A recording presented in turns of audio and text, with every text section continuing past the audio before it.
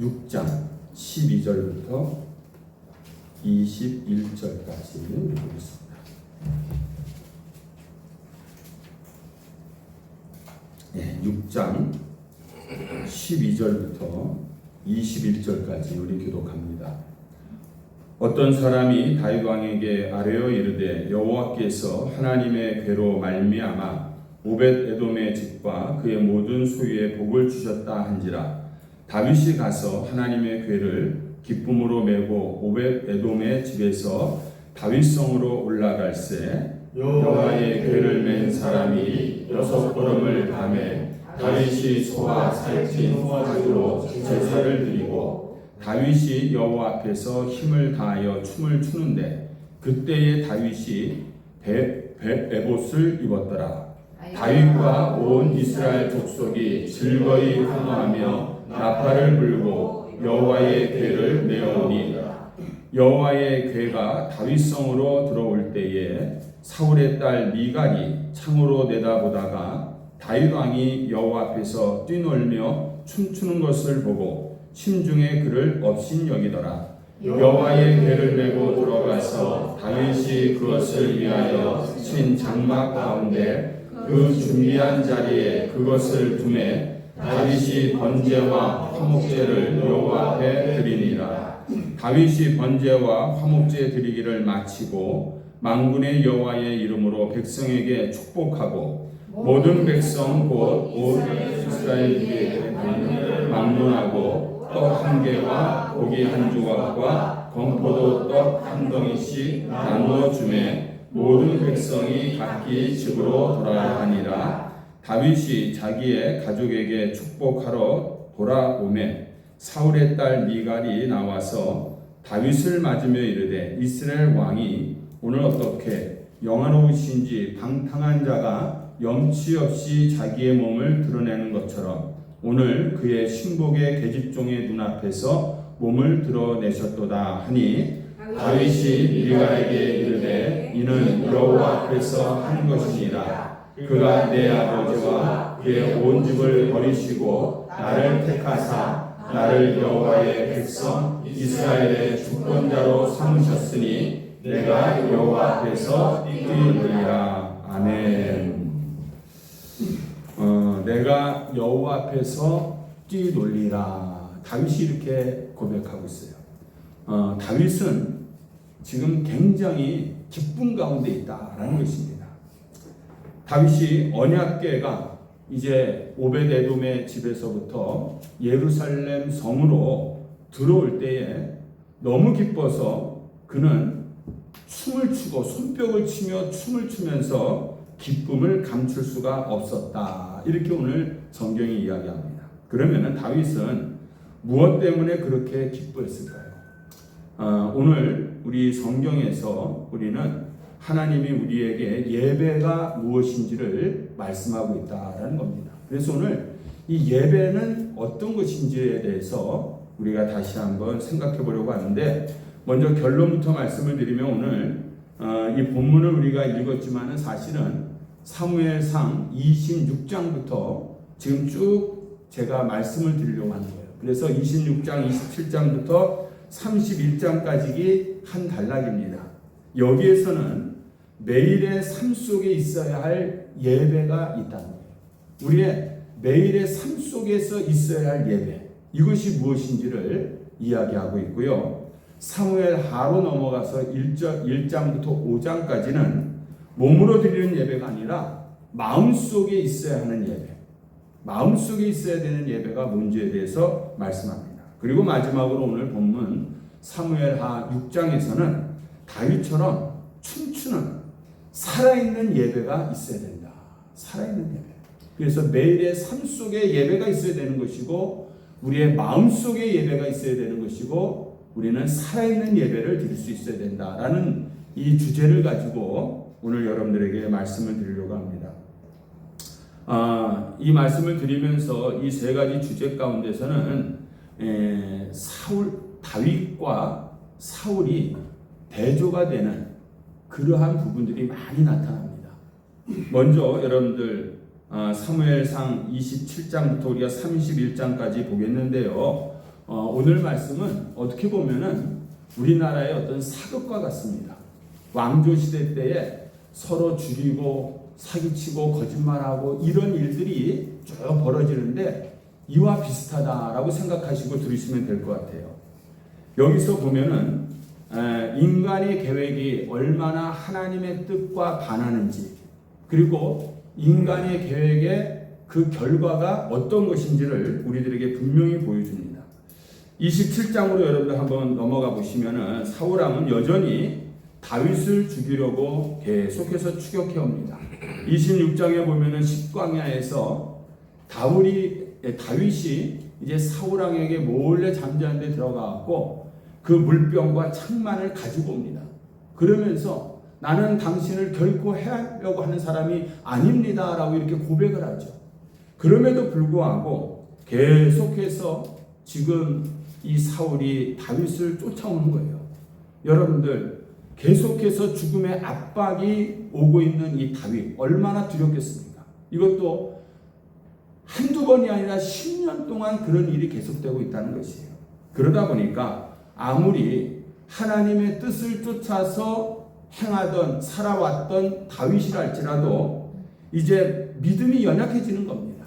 너무나 큰 죽음의 위협 속에서. 그래서 이 다윗이 자기 계획을 하나 세웁니다.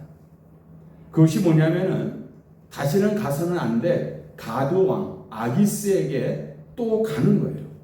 그런데 가면서 뭐라고 이야기하냐면은 600명의 이 군사들을 자기가 몰고 가면서 내가 이제는 당신의 나라에 들어갔으니 당신의 백성이 돼서 내가 이스라엘을 향해서 싸우겠다. 이스라엘과 내가 싸우겠다라는 그런 거짓말을 합니다. 그러면서 우리에게 좀 살 땅을 주십시오 해서 시글락이라는 지역에 정착을 하게 돼요. 이렇게 인간의 계획을 가지고 살면은요, 여러분들 거짓말을 해야 한다는 거예요. 그러나 오늘도 우리가 하나님의 계획 속에서 하나님의 뜻 가운데서 살아가는 사람들은 언제나 우리가 사람들 앞에서 당당한 줄로 믿습니다.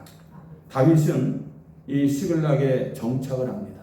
그리고 남쪽에 있는 이 아말렉 족속을 칩니다.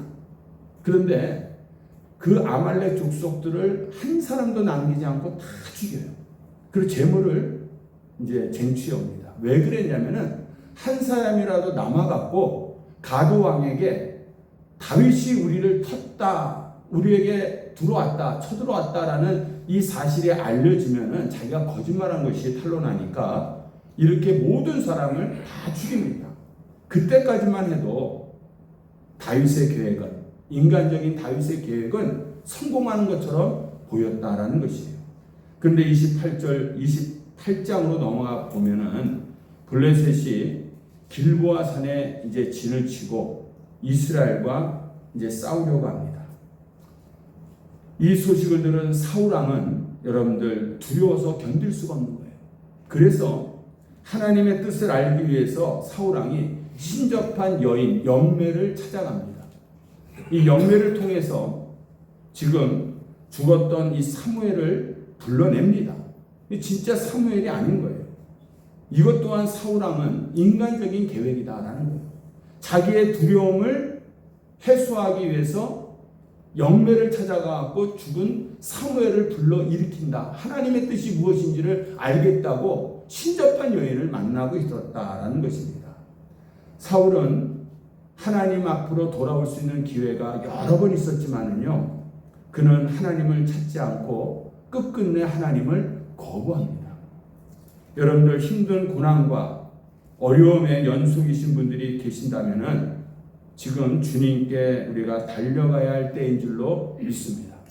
내가 가장 힘들고 어려울 때에 인간적인 방법으로 이것을 어떻게 해서 벗어날까, 이것을 우리가 고민할 때가 아니라 하나님 앞으로 달려나가서 하나님을 붙들어야 된다라는 것이에요.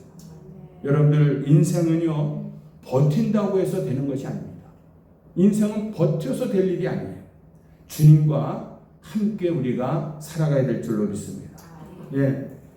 그러면서 29장으로 이제 넘어가 보면은 가드 왕이요, 블레셋과 연합을 해서 이제는 이스라엘을 공격하기 위해서 이즈리엘이라는 곳에 모이게 됩니다. 그때 가드 왕이 다윗을 부릅니다. 다윗의 군대를 부르는 거예요. 뭐라고 얘기하냐면 너가 이스라엘과 싸우겠다고 나에게 약속하지 않았느냐? 그러니 이번 전쟁에 나와서 우리와 같이 싸우자. 이렇게 얘기를 합니다. 여러분들 거짓말을 한 이 다윗이 이스라엘과 그것도 사울 왕과 이제 싸워야 하는 그런 상황이 이제 닥친 겁니다. 이처럼 거짓말을 우리가 한번 하기 시작하면은요, 더 큰 거짓말을 해야 하는 그런 위기를 우리가 만나게 된다는 거예요. 그때 하나님께서 은혜를 베풀어 주셔요. 그래서 그 상황을 정리하는데 이런 일이 발생합니다. 전쟁터에 나온 블레셋의 지도자들이 다윗을 보고, 아니 이 다윗은 골리앗을 죽인 자 아니냐? 근데 어떻게 우리와 함께 싸울 수 있느냐? 만약에 전쟁이 시작되면은 분명히 이스라엘 편으로 가서 우리를 칠 것이다. 그러니까 절대로 다윗을 전쟁터에 데리고 나가면 안 된다. 이렇게 불만을 얘기합니다. 그래서 할 수 없이 이 아기스 왕이 내가 너를 전쟁터에 데리고 가고 싶은데 이 블레셋 사람들이 이렇게 반대를 하니 너는 다시 시글락으로 돌아가 있으라. 이렇게 명령을 내려요. 정말 다윗이 거짓말을 했지만은 하나님의 은혜로 하나님께서 다윗을 살려주시는 겁니다. 여러분들 이런 모습을 볼 때 우리들도 하나님 앞에서 정말 거짓말하고 잘못된 행동할 때가 있지 않습니까? 그럴 때마다 하나님이 우리를 치신다면은 우리 이 자리에 있을 수 없을 거예요. 성도들 죽는 날까지 여러분들 우리는 하나님의 은혜 때문에 오늘도 살고 있다는 것을 잊지 마시기 바랍니다. 하나님의 은혜가 아니었다면은 우리는 지금 이 모든 것들을 누리면서 살 수가 없다라는 것이에요. 그래서 시글락으로 다윗이 돌아옵니다. 그런데요, 거기에 더 큰 위기가 지금 기다리고 있었다는 거예요. 무슨 얘기냐? 다윗이 빈 사이에 이 아말렉 군사들이 저번에 그렇게 공격을 당해갖고 다윗이 없는 사이를 틈타서 들어와갖고 모든 부녀자들과 아이들을 다 납치해가고 집을 다 불태워버리고 맙니다. 그때 30장 4절에 보시면은 울 기력이 없도록 소리 높여 울었다. 다윗이 그렇게 울었다는 거예요. 네. 모든 백성들이 생각해 보세요. 얼마나 황당합니까? 내 가족을, 내 자녀들을 지키기 위해서 여기까지 왔는데 내 자녀들, 내 아내들이 다 포로로 잡혀간 거예요. 그래서 여러분들 어떤 일이 벌어지냐면 30장 6절 말씀을 우리 다 같이 한번 읽어보겠습니다. 30장 6절 찾으셨어요? 네, 다 같이 30장 6절 시작. 백성들이 자녀들 때문에 마음이 슬퍼서 다윗을 돌로 치자 하니 다윗이 크게 다급하였으나 그의 하나님 여호와를 힘입고 용기를 얻었더라. 백성들이요, 아내와 아이들이 납치를 당하니까 더 이상 눈에 뵈는 게 없는 거예요.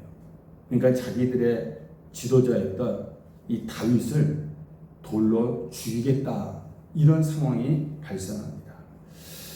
여러분들 이처럼 인간의 계획으로 걸어가는 그 길의 결과는 뭐냐면요, 내가 가지고 있었던 모든 권세 권위들을 다 잃어버린다라는 것입니다. 여러분들 우리의 삶 속에서도 부모의 계획으로, 부모의 생각으로 자식을 키우면은 그 부모의 권위를 잃어버립니다. 우리가 하나님의 계획 가운데서 정말 눈물의 기도로 자녀를 키울 때에 하나님께서는 그 부모들의 권위와 권세를 세워주시는 줄로 믿습니다. 이렇게 백성들이 다윗을 돌로 치려는 이 다급한 순간에 다윗은요, 그 순간 하나님께로 달려가 회개하는 거예요. 다윗이 크게 다급하였으나, 여기에는 이 다윗의 내가 지금까지 잘못된 생각을 가지고 잘못된 계획을 가지고 여기까지 와서 이런 결과가 지금 초래되었구나라는 그런 회개와 반성이 있었다는 것입니다. 그렇기 때문에 하나님께서 다시 다윗에게 힘과 용기를 주셨다. 힘과 용기를 다윗이 얻었다라는 것입니다. 그러므로 여러분들 이 예배라고 하는 것은요, 우리가 주님께 돌아가야 회복이 되는 줄로 믿습니다. 이 사건들을 우리가 예배와 지금 연결시켜서 얘기하고 있는 거예요. 예배는 우리가 주님께 돌아가야만이 그 예배가 회복되는 것이에요. 네. 그리고 이제 30장에 들어가서 다윗은 하나님께로 돌아옵니다. 네. 그러나 사울왕은 끝까지 하나님을 거부해요. 대조가 거기서 이루어지는 거예요. 여러분들 그때 다윗은 하나님께로 돌아오니까 하나님께서 회복을 시켜주십니다. 그래서 아말렉 족속을 다시 공격해서 정말 자기의 아내들과 또 아이들을 한 사람도 잃어버리지 아니하고 다시 다 데리고 돌아옵니다. 그러나 사울왕은 어떻게 됩니까? 끝까지 하나님을 거부하다가 그는 전쟁터에서 죽습니다. 31장의 내용이 이제 나오는 거예요. 사울이 전쟁터에서 아들들이 다 죽고 지금 전세가 패하는 전세로 기울어지니까 도망을 갑니다. 여러분들 사무엘상 31장 3절과 4절 한번 봅니다. 31장 3절 4절. 예, 한번 읽어볼까요? 31장 3절 4절 시작. 사울이 패전함에 활 쏘는 자가 따라잡으니 사울이 그 활 쏘는 자에게 중상을 입은지라. 그가 무기를 든 자에게 이르되 내 칼을 빼어 그것으로 나를 찌르라. 할례 받지 않은 자들이 와서 나를 찌르고 모욕할까 두려워하노라 하나 무기를 든 자가 심히 두려워하여 감히 행하지 아니하는지라. 이에 사울이 자기의 칼을 뽑아서 그 위에 엎드러지매. 이렇게 얘기합니다. 하나님께로 끝까지 돌아오지 않아요. 하나님이 기회를 주셨음에도 불구하고 끝까지 하나님을 거부했던 이 사람의 사울의 최후는 뭐냐? 바로 죽음이다라는 거예요. 사울은 내 인생에 있어서 내가 끝까지 왕으로 살겠다고 해서 하나님께로 돌아오지 않는 거예요. 그 다윗이 내 왕권을 뺏을까봐 평생을 다윗을 죽이려고 돌아다녔던, 내 왕권을 결코 내놓지 않겠다고 고집했던 이 사울의 최후는 죽음이었다라는 것입니다.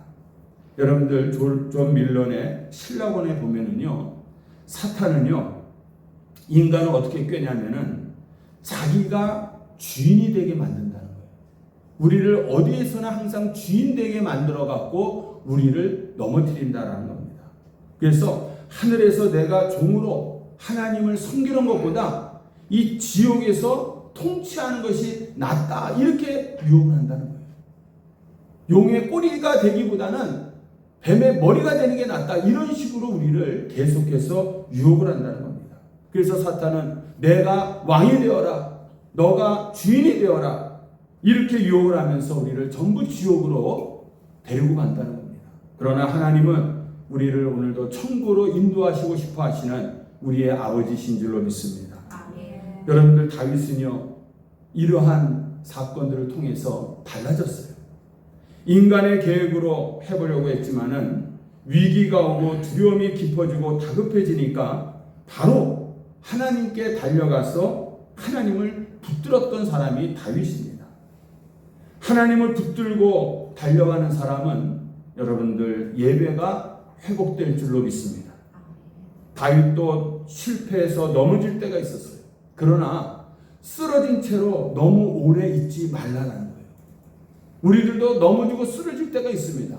그러나 그 쓰러져서 좌절하고 낭망하는 가운데서 너무 오래 있지 말라는 것이에요. 하나님께로 오늘도 달려가는 여러분들이 되기를 주님의 이름으로 축복합니다. 그렇게 주님께 달려가서 지금까지 내 멋대로 내가 걸어왔던 이 삶을 주님 앞에 다 내려놓는 것이 생활 속에서 있어야 할 예배인 줄로 믿습니다.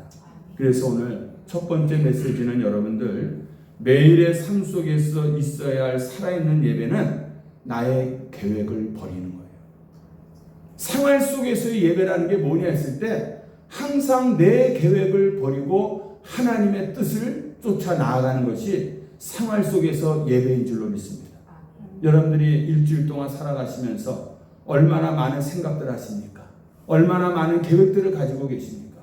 그런데 이것이 정말 내 계획인지 하나님의 뜻인지를 여러분들이 잘 분별하면서 하나님의 계획과 뜻 가운데서 살아가는 그런 생활 속에서 예배가 항상 있는 여러분들이 되시기를 주님의 이름으로 축원합니다. 자, 그러면서 여러분들 이제 사무엘 하로 넘어가게 되는 거예요. 1장 9절을 보시기 바랍니다. 사무엘 하 1장 9절. 또 다 같이 한번 읽어봅니다. 사무엘 하 1장 9절. 예. 시작. 또 내게 이르시되 내 목숨이 아직 내게 완전히 있으므로 내가 고통 중에 있나니 청하건대 너는 내 곁에 서서 나를 죽이라 하시기로. 이 얘기는 사울 왕이 자기 부하에게 하는 겁니다. 자기가 너무 이제 고통스러우니까 차라리 나를 죽여라. 그런데 이 말을 아말렉 군사가 보고서 자기에게 했다라고 지금 다윗에게 와서 거짓말하는 것이에요. 다윗이 내가 이 사울왕이 죽었다라는 소식을 전해주면은 다윗은 기뻐할 줄 알고 지금 사울왕의 죽음을 지금 전해주고 있는 것입니다. 이 또한 여러분들 이 아말렉 군인의 인간적인 계획인 거예요. 위기를 반드시 악용하는 사람들이 있습니다. 그래서 우리가 사람들을 잘 분별해야 된다는 것이에요. 왜냐하면 여러분들이 위기일 때 내가 힘들어할 때에 그것을 악용하고 그것을 이용하려는 사람들이 꼭 나타난다는 것입니다. 그런데 10절 말씀을 한번 보시기 바랍니다. 1장 10절 시작. 그가 엎드려진 후에는 살 수 없는 줄을 내가 알고 그의 곁에 서서 죽이고 그의 머리에 있는 왕관과 팔에 있는 고리를 벗겨서 내 주께로 가져왔나이다 하니라. 이 아말렉 군인이 자신이 사울왕을 내가 죽였습니다. 그리고 그 왕관을 내가 지금 가지고 왔다는 거예요. 다윗은 이 왕관을 가장 원하고 있구나라고 이 아말렉 군인은 생각했기 때문에 이 왕관을 가지고 오면은 너무너무나도 기뻐하고 자기에게 큰 상을 줄 줄로 알았다는 것이에요. 그런데 여러분들 이 사울왕의 죽음은 다윗에게 절대로 좋은 소식이 아니라 나쁜 소식이었다라는 거예요. 나쁜 소식. 다윗에게 왕관을 주었지만은 다윗은 이 왕관을 내가 뺏기 위해서 지금까지 살아온 내가 아니다라는 얘기를 하고 있는 것입니다. 1장 14절 15절 말씀을 또 봅니다. 시작. 다윗이 그에게 이르되 내가 어찌하여 손을 들어 여호와의 기름 부은 자는 죽이기를 두려워하지 아니하였느냐 하고 다윗이 청년 중 한 사람을 불러 이르되 가까이 가서 그를 죽이라 하매 그가 침에 곧 죽으니라. 다윗은 사울왕이 아무리 자기를 괴롭혀도 하나님으로부터 기름 부은 자였기 때문에 그를 존중했다는 거예요. 그래서 죽이지 않는 거예요. 그런데 감히 너가 어떻게 하나님의 기름 부은 자를 죽일 수 있느냐 하면서 오히려 그 왕관을 가져온 아말렉 군사를 죽입니다. 오히려 다윗은 통곡하고 있어요. 통곡하는데 그 통곡의 내용이요. 사무엘하 1장 19절입니다. 다 같이 한번 읽어봅니다. 19절 시작. 이스라엘아 내 영광이 산 위에서 죽임을 당하였도다. 오호라 두 용사가 엎드려졌도다. 여기서 여러분들 이 왕관과 대조가 되는 단어가 19절에서 뭐라고 생각합니까? 왕관과 뭐라고 생각해요? 이스라엘아 내 영광, 영광입니다. 영광. 많은 사람은 다윗이 왕관을 쫓는 줄 알았어요.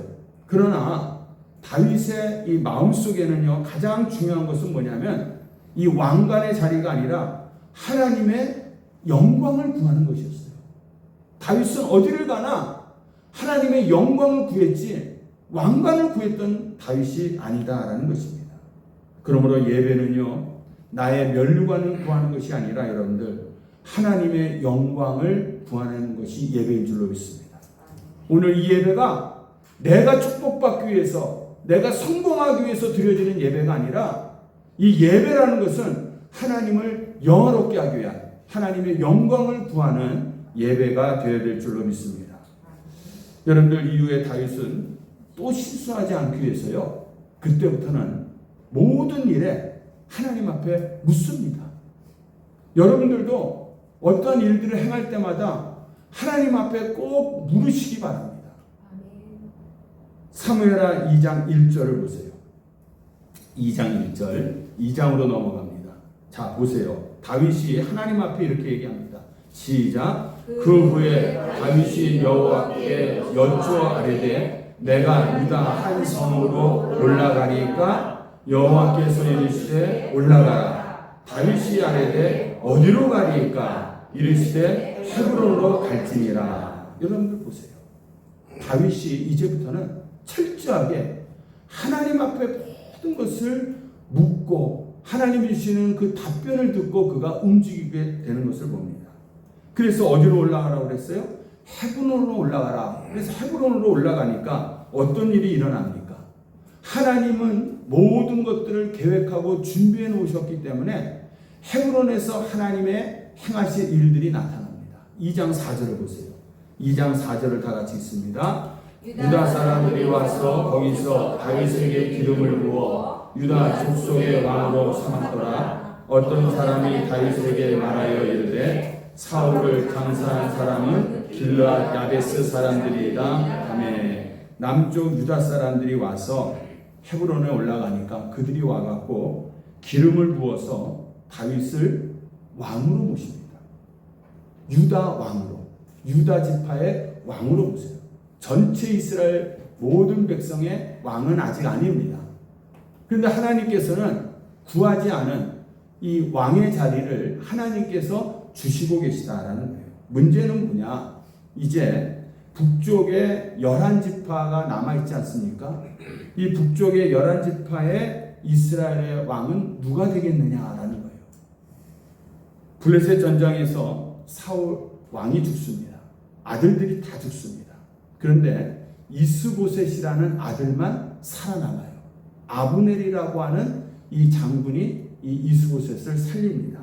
그래서 2장 8절 9절을 한번 봅니다. 2장 8절 9절 시작. 사울의 군사령관 네레아굴 아브넬이 이미 사울의 아들 이스보셋을 데리고 마하나임으로 건너가 길르앗과 아술과 이스라엘과 에브라임과 베냐민과 온 이스라엘의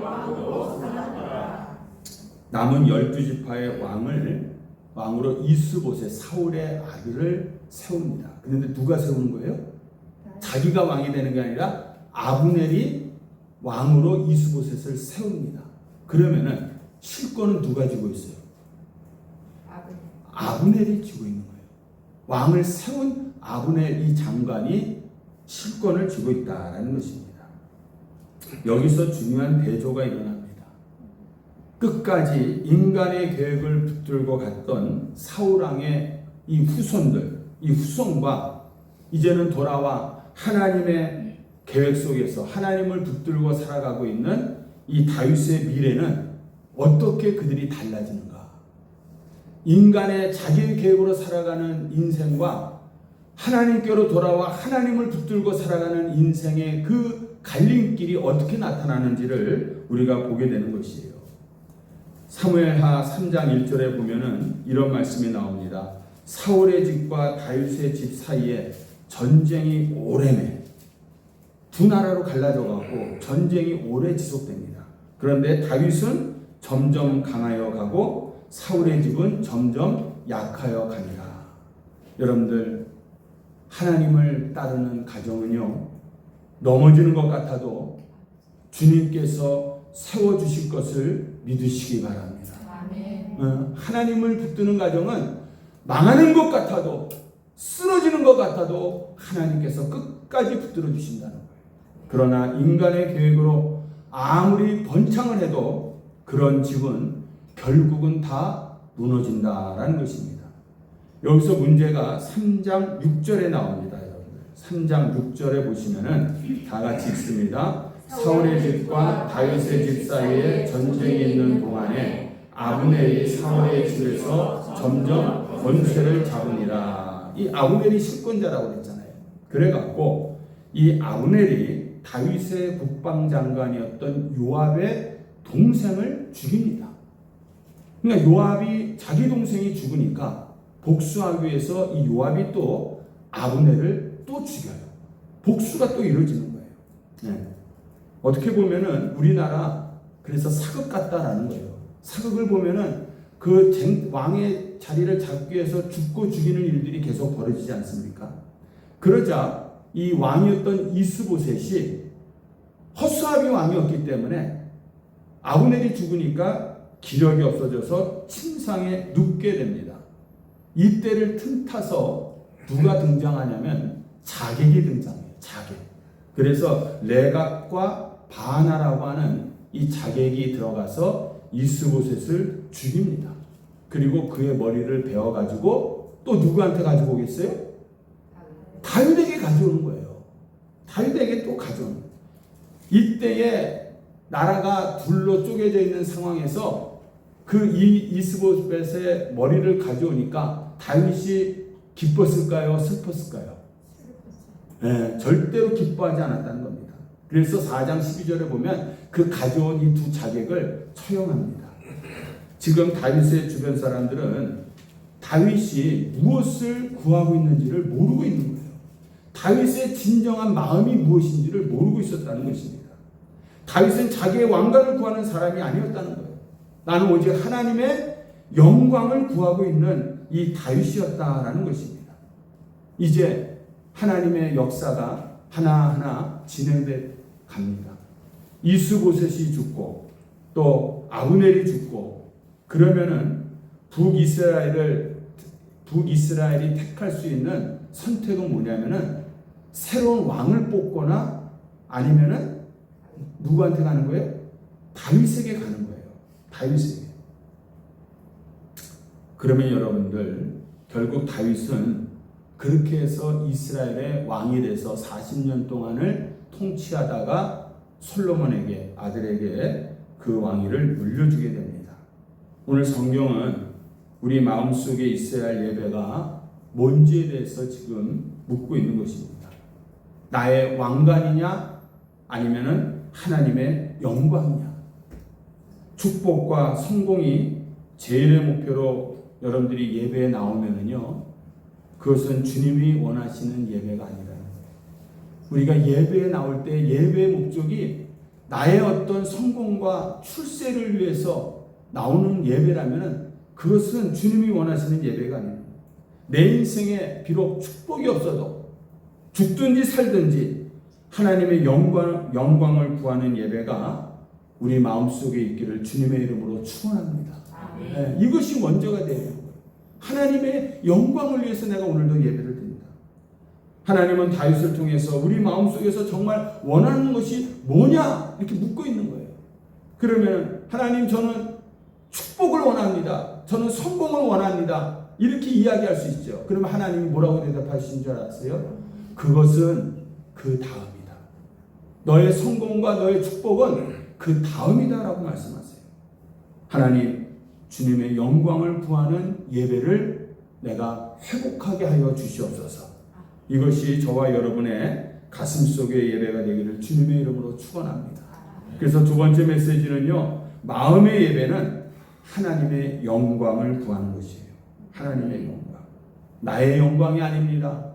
여러분들 마음속에 우리가 그런 유혹이 다 있습니다. 나의 지금의 이 문제들이 많이 있기 때문에 하나님 이 문제를 좀 해결해 주세요라고 우리가 예배 나와서 하나님 앞에 기도할 수는 있어요. 그러나 주 목적은 하나님을 영원하게 하는 것입니다.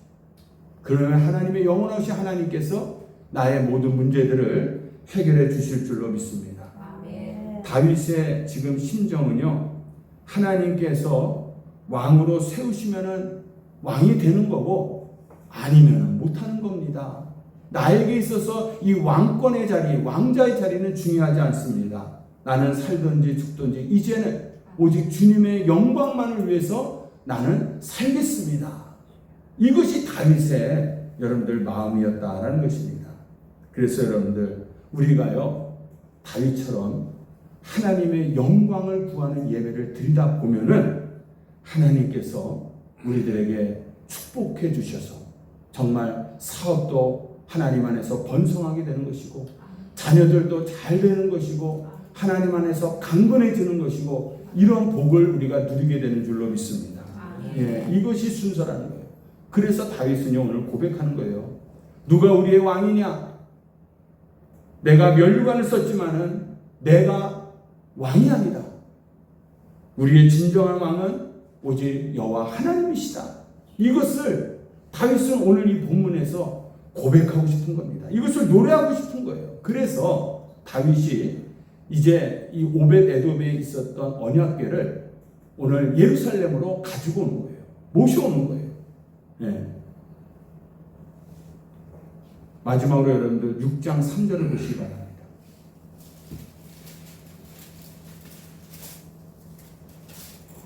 다 같이 한번 읽어볼까요? 시작. 그들이 하나님의 궤를 쇠수에 싣고 산에 있는 아비나답의 집에서 나오는데 아비나답의 아들 우사와 아유가 그 쇠수를 봅니다. 예, 여기 보면은 하나님의 언약궤를 무엇으로 이동을 합니까? 예? 무슨 수레? 새 수레에 이동합니다. 여러분들 수레로 이동하면은 이 언약궤 무거운 언약궤를 새 수레로 이동하면은 어떨 것 같아요? 편리할 것 같아요? 훨씬 편리하죠. 드는 것보다. 그렇죠? 새 수레로 이동을 합니다. 이 새 수레로 이동을 했다라는 것을 여러분들 지금 잘 기억하시기 바랍니다. 그리고 6절과 7절을 읽습니다. 시작. 그들이 라몬의 타작마당에 이르러서는 소들이 뛰므로 우사가 손을 들어 하나님의 궤를 붙들었더니 여호와 하나님이 우사가 잘못함으로 말미암아 진노하사 그를 그곳에서 치시니 그가 거기 하나님의 궤 곁에서 죽으니라. 마지막으로 대조를 이루는 것이 다윗과 우사라고 하는 사람이 대조를 이룹니다. 언약궤는 여러분들 수레로 나누면은 안 되는 거예요. 그렇죠? 우리가 레위기 다 신명기 다 봤지만은 수레가 아니라 언약궤를 어떻게 이동합니까? 예? 수레로 이동했어요? 아니잖아요.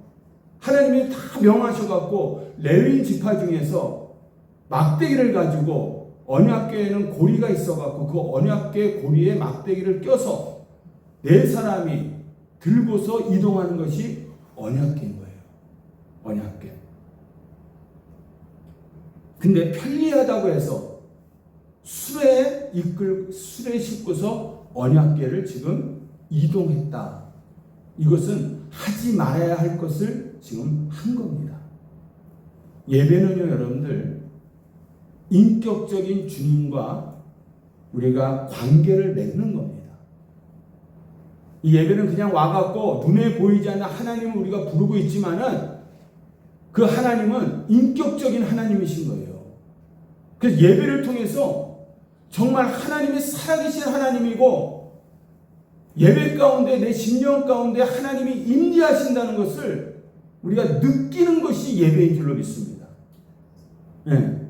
오늘날 현대 교인들은요 설교가 몇 분 정도 돼야 된다라고 생각합니까, 여러분?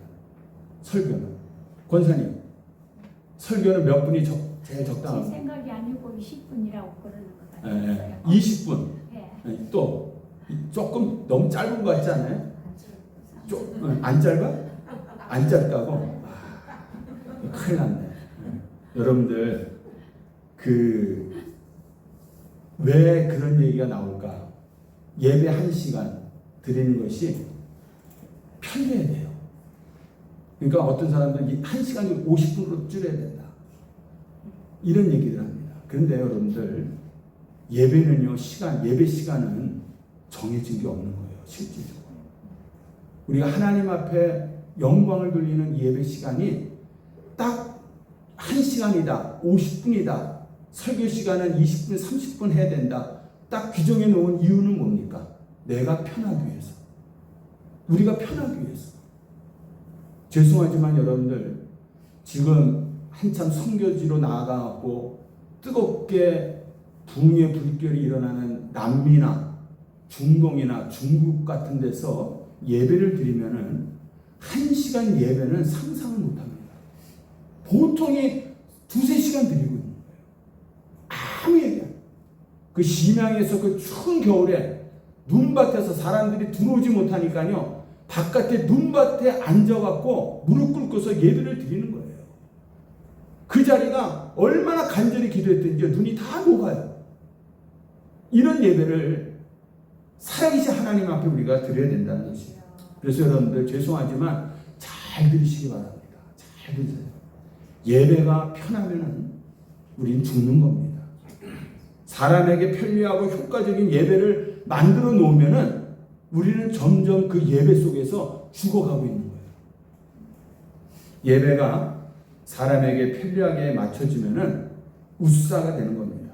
그런 예배에 나오면은 우리는 죽는 겁니다. 그러니까 여러분들, 죽는 예배가 있다는 것을 아셔야 돼요. 죽은 예배가 있다는 것을 우리가 알아야 됩니다. 오히려 죽을 뻔했던 인생들이, 죽을 것 같던 사람들이 주님 예배에 나와서 주님을 만나서 살아나는 그런 예배가 되기를 주님의 이름으로 축원합니다. 예. 어떤 신학자가요, 우사는 갑자기 죽은 게 아니다, 이렇게 얘기를 해요. 왜 그러냐? 이미 우사는 영적으로 죽어가고 있었다. 우사 마음에는 하나님을 향한 기쁨도 없고 믿음도 없고 하나님을 향한 예배는 오래전에 이미 우사에게 있어서는 질식사했다, 이렇게 얘기합니다. 그렇기 때문에 이 언약궤를 살아계신 하나님으로 본 것이 아니라 그냥 상자로 봤기 때문에 손을 댈 수가 있었던 거예요. 그러면 손을 대는 거예요, 함부로. 그러나 여러분들, 다윗은 달랐다는 것이에요.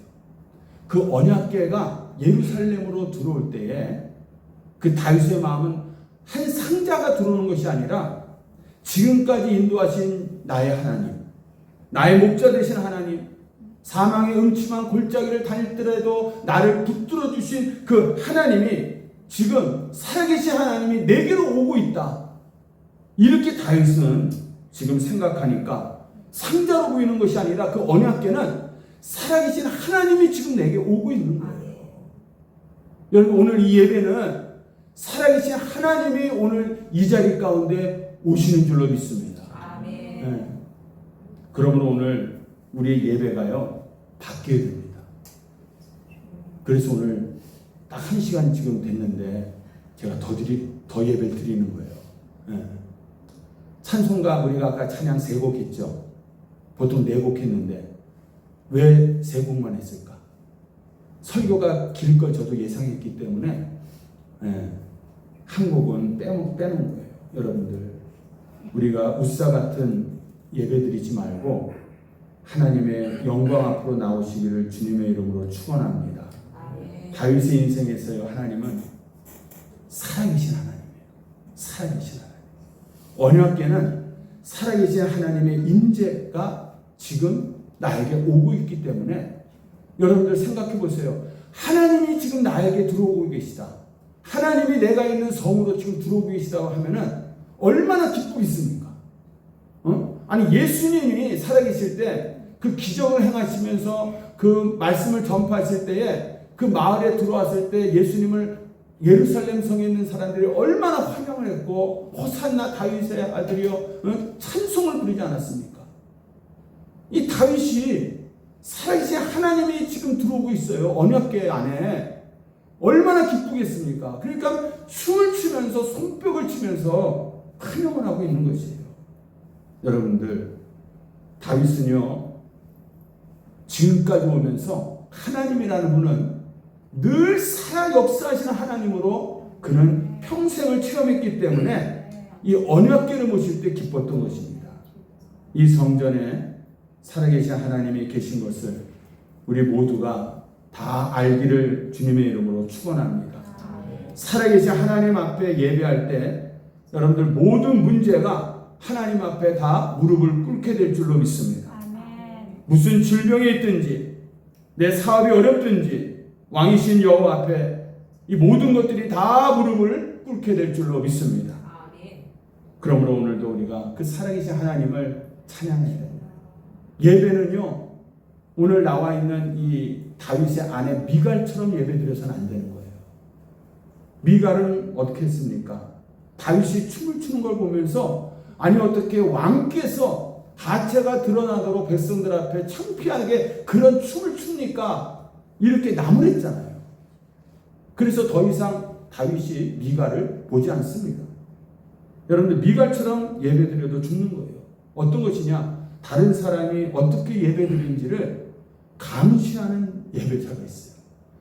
저 사람은 왜 저렇게 박수를 치면서 꼭 노래를 불러? 아마 순복음 계통 같아. 저 사람은 그냥 다른 사람 박수를 쳐도 그냥 손을 이러고 예배를 드려. 저 사람은 아마 아주 장로교 보수 꼴통일 거야.